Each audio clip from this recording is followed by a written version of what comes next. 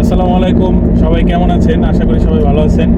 আজকে আমরা তিন বন্ধু, আমি, আকাশ এবং রিপন, আমরা হঠাৎ করে চলে আসলাম যশোরের উদ্দেশ্যে। যশোরে আমার বন্ধু আকাশের একটা জরুরি কাজ ছিল, তো সেই কাজের ফাঁকেই আমরা যাচ্ছি একটু বেনাপোলের উদ্দেশ্যে, যেটা জানেন বাংলাদেশের অন্যতম স্থল বন্দর।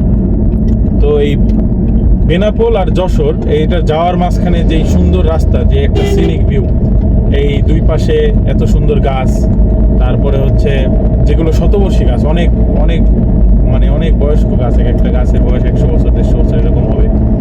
তো এই গাছের এই রাস্তা দিয়ে আমরা এখন যাচ্ছি। আমরা ঝিকরগাছা পৌরসভাতে ছিলাম এতক্ষণ। ঝিকরগাছা পৌরসভা পার হয়ে আমরা গদখালি, যে ফুলের রাজ্য, যেটা ফুলের জন্য সারা বাংলাদেশ ব্যাপী অনেক বিখ্যাত, সেই ফুলের রাজ্যের সামনে আমরা এটা আপনাকে দেখাবো। দুই পাশে অনেক কৃষি জমি, তারপর অনেক কলকারখানা।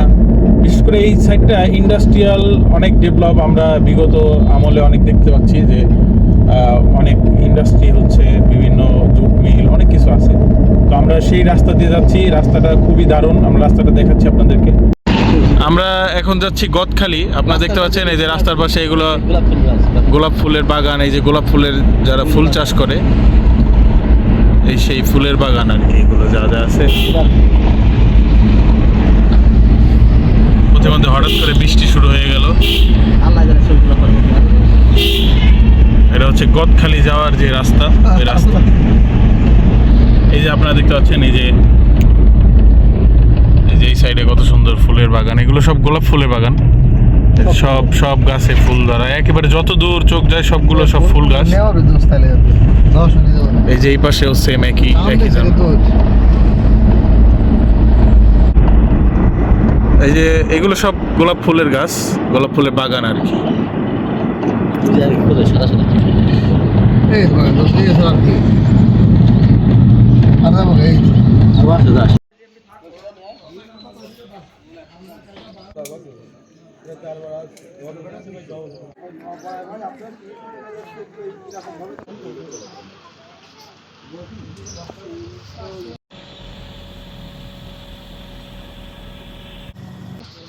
কত ষোলো বান্ডেল নাই?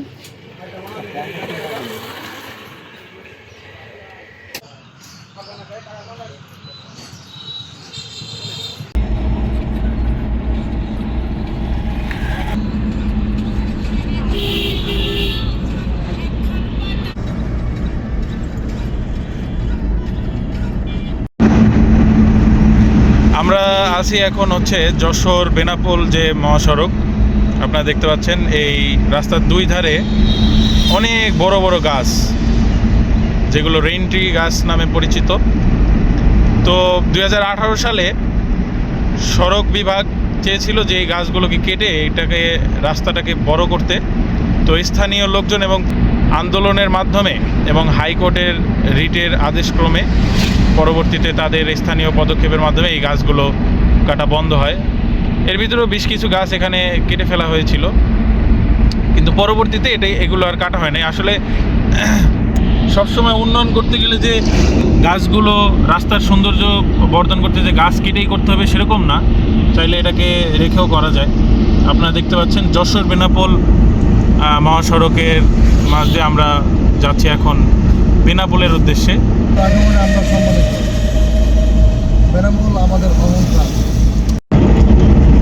আমরা বেনাপোল গেট পার হয়ে এখন যাচ্ছি হচ্ছে বর্ডার এরিয়ার দিকে। আমরা একেবারে বর্ডারের কাছাকাছি। এখানে দেখতে পাচ্ছেন এই যে ইন্ডিয়ান সব যেই ট্রাকগুলো এগুলো রয়েছে।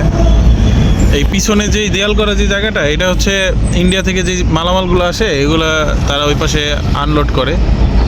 হ্যাঁ, ওইখান থেকে যেমন এই যে এটা ঢুকলো, এটা এরপরে এটা হচ্ছে বাংলাদেশি ট্রাকের উপরে এটা আবার লোড করবে এই মালামালগুলো। এটা হচ্ছে একেবারে ঠিক বর্ডারের প্রবেশদ্বার, মানে যেখান দিয়ে আমরা ঢুকবো। ওই যে ঠিক সামনে এখানে দেখা যাচ্ছে বর্ডার। এটা হচ্ছে বেনাপোল স্থল বন্দর, এটার ওই পাশেই হচ্ছে ভারত, আপনারা দেখতে পাচ্ছেন। বেনাপোলের আন্তর্জাতিক প্যাসেঞ্জার টার্মিনাল, যেটা হচ্ছে ইমিগ্রেশন বলে। আমরা এখন সেই ইমিগ্রেশনের এখানে আছি। আপনারা দেখতে পাচ্ছেন এখান দিয়ে অনেক মানুষ যারা চিকিৎসার জন্য ইন্ডিয়াতে যায় বা ইন্ডিয়া থেকে আসে বিভিন্ন কাজে বিভিন্ন পণ্য নিয়ে, এরা সবাই এখানে, এটা হচ্ছে ইমিগ্রেশন, এখান থেকেই পাস হয়ে পরবর্তীতে হচ্ছে এই পাশ দিয়ে আর কি বর্ডারের ভিতরে ওই পাশে চলে যায়। এটা বর্ডারের সাইডটা হচ্ছে ওইটা। তো এই হচ্ছে আন্তর্জাতিক প্যাসেঞ্জার টার্মিনাল স্থলবন্দর বেনাপোল। আমরা এখন আছি বেনাপোলের যে স্থল কার্গো ইয়ার্ড। আপনারা দেখতে পাচ্ছেন পিছনে, এখান থেকে ইন্ডিয়ান ট্রাকগুলো ইন্ডিয়া থেকে তারপরে বাংলাদেশে আসতে মাত্র। এগুলো সব হচ্ছে ইন্ডিয়ান ট্রাক। এগুলো থেকে মালামাল সামনে গিয়ে বাংলাদেশের ইয়ার্ডে গিয়ে আনলোড হবে, তারপর ওখান থেকে বাংলাদেশের মালামালগুলো চলে যাবে। আবার সেম একই প্রসেস, বাংলাদেশের ট্রাকগুলো এখান থেকে ইন্ডিয়াতে আনলোড হয়ে পরে আবার ইন্ডিয়া চলে যাবে। ধন্যবাদ।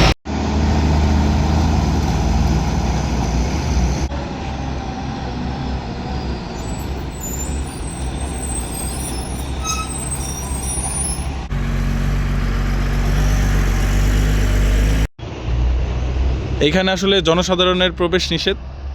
ওই ভিতরে দেখা যাচ্ছে এটা একটা সম্ভবত স্টেশন। এটা এখান দিয়ে আর কি ভারত বাংলাদেশের যে ট্রেনটা, এটা এখান দিয়ে চলাচল করে।